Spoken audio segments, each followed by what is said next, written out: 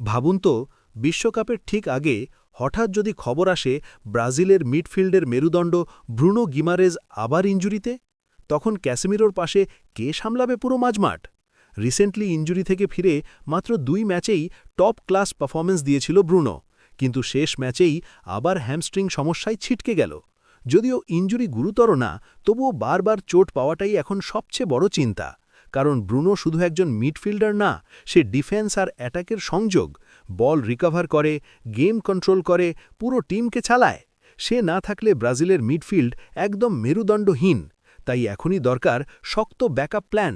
বিকল্প হিসাবে আসতে পারে আতালান্তার এডারসন, যিনি বক্স টু বক্স এনার্জিতে দুর্দান্ত, ডগলাস লুইজ, যার গেম কন্ট্রোল ও পাসিং অসাধারণ, আর অভিজ্ঞ আর্থার মেলো, যিনি বড় মঞ্চে নিজেকে প্রমাণ করেছেন।